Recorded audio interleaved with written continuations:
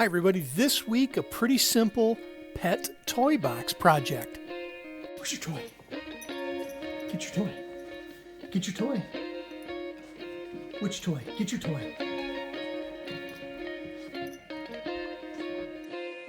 Hi everybody, it's Mark from the Family Woodworker.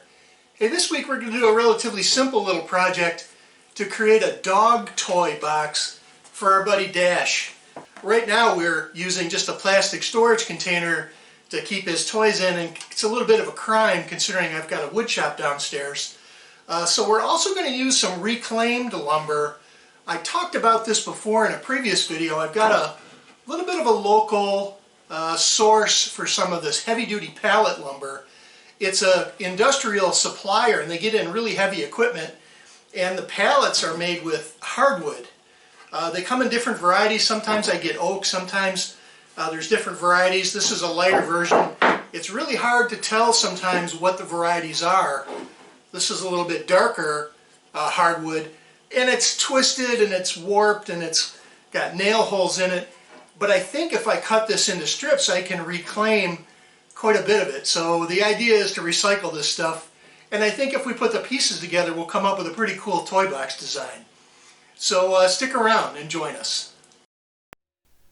So here's some oak pieces I just got the other day, and they're still kind of wet, and I'm gonna have to take the stuff apart and put it up on my shelves. I've been drying the material on the upper shelves here for about a year and a half, and it looks like I've got 2 or 3 different varieties of hardwood here. It's really tough to tell sometimes what they are, but I'm going to use those as a base for this toy box.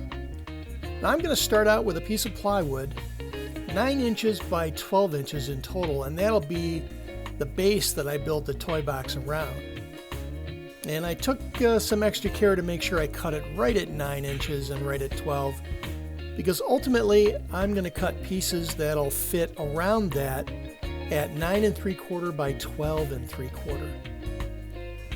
So the first thing I did is I took this reclaimed wood and I cut it into 14-inch pieces so that I had enough to work with regardless of the length or width dimension that I was going to stack the wood pieces up on.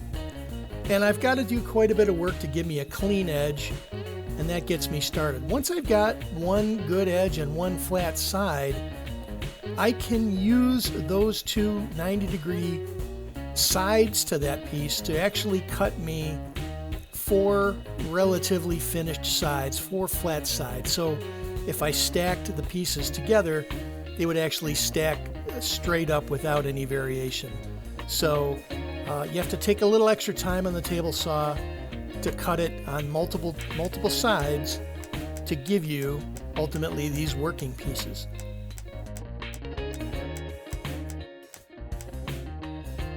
So now we have to do a little bit of planing and to get all 4 sides squared away.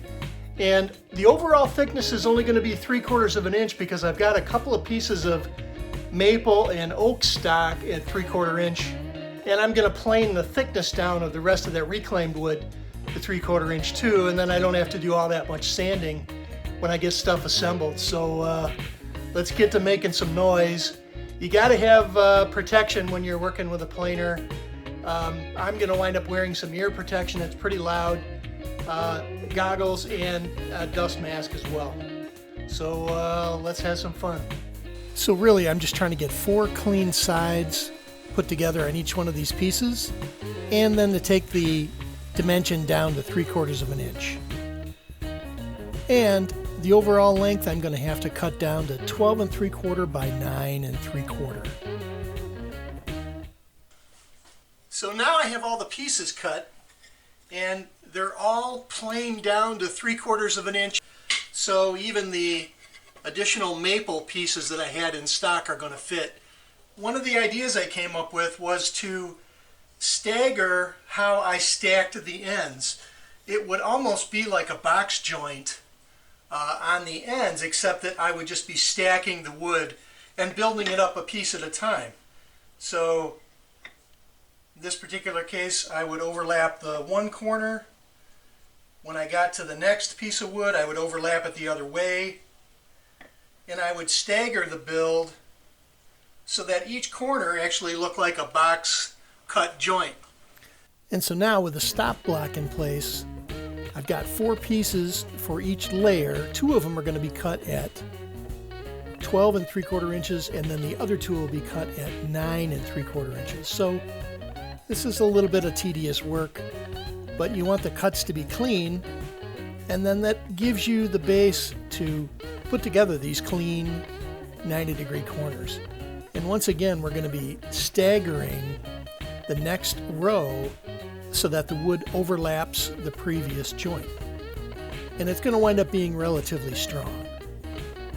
I also had some Padauk, some red Padauk, in little pieces left in the shop, and we decided to include those for some trim. And so we're just going to use some brad nails to hold the layers in place, kind of mash the glue together, and then we'll get it clamped up here at the end.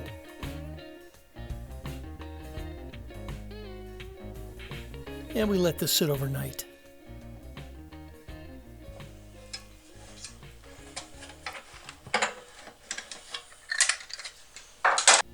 So before I do any finish sanding, I've got these really cool little dog bone cutouts that I found on the internet. And so I just cut them out of a piece of paper. I had a couple different sizes to pick from. These seem like the best fit. And I'm gonna spray glue the back of them, put them on the box, and cut them out with a jigsaw. So first we'll just drill an initial pilot hole, and then we can get our jigsaw in there. And I have to tell you, this was pretty tough stuff. A couple of the varieties of this hardwood were hard to get through, even though I had a pretty thin little blade on my jigsaw. So it took several cuts, a piece at a time, to get this bone cut out.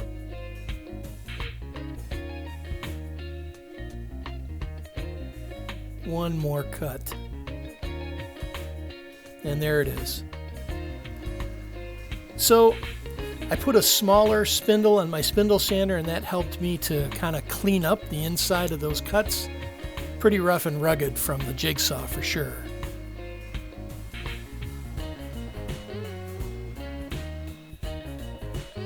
And then one last trim feature to round over the handle, both on the inside and the outside, so I had a nice curved edge around this particular dog bone.